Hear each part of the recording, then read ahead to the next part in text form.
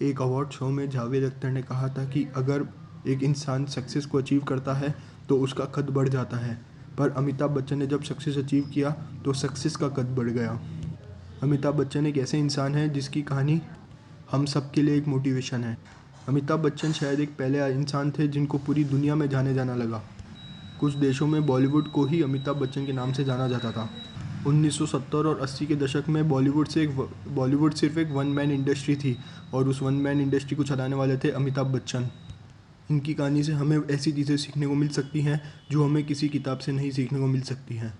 आइए देखें 6 कारण जिनकी वजह से अमिताभ बच्चन से हमें बहुत कुछ सीखना चाहिए। दोस्तों, जो फर्स्ट लेसन है वो है रिजेक्ट द रिजेक्शंस।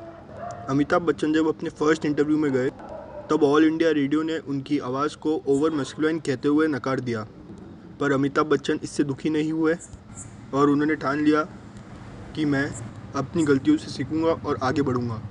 हम में से बहुत से लोगों के लिए rejection is the final step, but in the reality rejection is the first step towards success. अगली चीज़ जो हम अमिताभ बच्चन जी से सीख सकते हैं वो है एक्सेप्ट द स्ट्रगल। दोस्तों, अमिताभ बच्चन ने अपने स्ट्रगल को रिजेक्ट नहीं किया बल्कि अपने स्ट्रगल को एक्सेप्ट किया। जब वो नए नए आए थे तो उन्हें शहंशाह नहीं बोला जाता था बल्कि फेल्ड न्यू कमर बोला जाता था। एक समय ऐसा भी था दोस्तों जब अमिताभ बच्चन जी ने 12 फ्लॉप मूवीज़ दी। दोस्तों, सिर्फ 2 मूवीज़ ऐसी थी जिसमें अमिताभ बच्चन जी चल पाए। एक मूवी थी बॉम्बे टू गोवा और दूसरी मूवी थी आनंद, जिसमें भी अमिताभ बच्चन जी का साइड रोल था। स्ट्रगल इतना बड़ा था दोस्तों कि 12 कॉन्जिक्यूटिव फ्लॉप्स आई थी। इतनी फ्लॉप्स या इतने फेलियर्स दोस्तों हम में से किसी को भी तोड़ सकते हैं, पर अमिताभ बच्चन टूटे नहीं, उन्होंने अपना स्ट्रगल जारी रखा। दोस्तों, अमिताभ बच्चन को जंजीर मूवी 1973 से फेम मिलना शुरू हुआ और 1955-56 तक आते आते 1976-75 तक आते आते उन्होंने अपने स्टारडम को एक्सपीरियंस करना शुरू किया। दोस्तों उसके बाद 1995 में अमिताभ बच्चन जी ने अपनी एक नई कंपनी शुरू की जिसका नाम था अमिताभ बच्चन कॉर्पोरेशन लिमिटेड। इस कंपनी के द्वारा दोस्तों अमिताभ बच्चन जी अपनी फिल्म्स और इवेंट्स ऑर्गेनाइज करना चाहते थे। दोस्तों 1996 में जब अमिताभ बच्चन की कंपनी को मिस वर्ल्ड का इवेंट मैनेज करने का ठेका दिया गया, तब दोस्तों कुछ मिस मैनेजमेंट की वजह से अमिताभ बच्चन की कंपनी को $3 मिलियन का लॉस हुआ। 1995 में $3 million was a big amount and today it is also a big amount.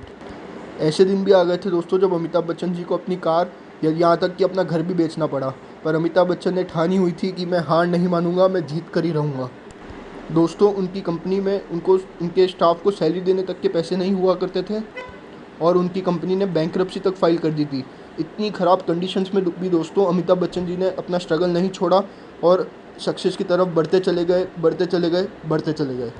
दोस्तों अगला पॉइंट जो हमको अमिताभ बच्चन जी की ज़िंदगी से सीखने को मिलता है वह है एम्ब्रेस द फेलियर। दोस्तों अमिताभ बच्चन जी कभी अपनी ज़िंदगी में फेलियर से दूर नहीं भागे, बल्कि उन्होंने अपने फेलियर्स को हग ही किया है।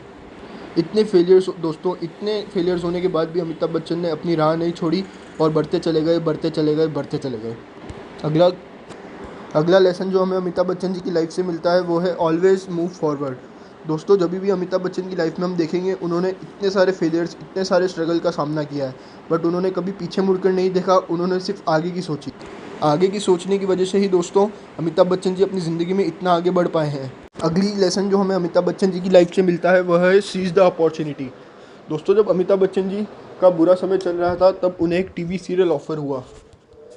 टीवी सीरियल का नाम सुनते ही दोस्तों उनके फ्रेंड्स, रिलेटिव्स एंड फैमिली ने उनको साफ मना कर दिया कि तुम्हें फिल्म नहीं करनी, तुम्हें फिल्म ही करनी चाहिए, तुमको टीवी नहीं करना चाहिए, क्योंकि टीवी की स्क्रीन उस टाइम छोटी हुआ करती थी दोस्तों, और लोगों ने कहा कि तुम कहाँ बड़ी स्क्रीन से छोटी स्क्रीन पर जाओगे। अमिताभ बच्चन ने दोस्तों इस अपॉर्चुनिटी को अपने हाथ से जाने नहीं दिया और अपना काम जारी रखा, और उस टेलीविज़न का शो आज हम सब जानते हैं दोस्तों, कौन बनेगा करोड़पति, दुनिया का सबसे ज़्यादा देखे जाने वाला शो बन चुका है। अगला लेसन जो हमें सीखने को मिलता है दोस्तों वो है हम्बलनेस।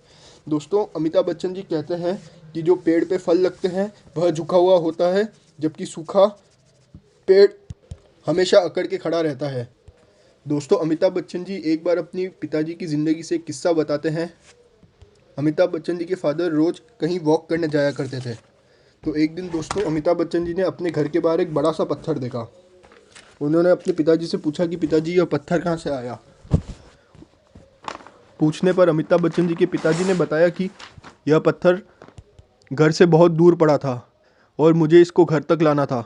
तो इस वजह से मैं इसको रोज़ 1-1 इंच खिसकाता गया और 3 महीने बाद यानी कि 90 दिन तक इसको रोज़ 1-1 इंच खिसकाने की वजह से यह पत्थर इतना दूर होने के बावजूद घर के इतना पास आ चुका था।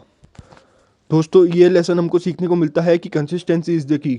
हमको अगर दोस्तों रिजल्ट अचीव करना है तो हमको कंसिस्टेंट रहना पड़ेगा अपने गोल्स के साथ।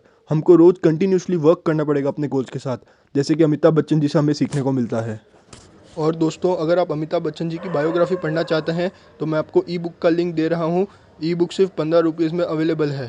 Please go and check it. अगर ये वीडियो आपको पसंद आया तो भारत ब्रॉडकास्ट सर्विस को लाइक करें, सब्सक्राइब करें और ये वीडियो को सब दोस्तों के साथ शेयर करें। धन्यवाद।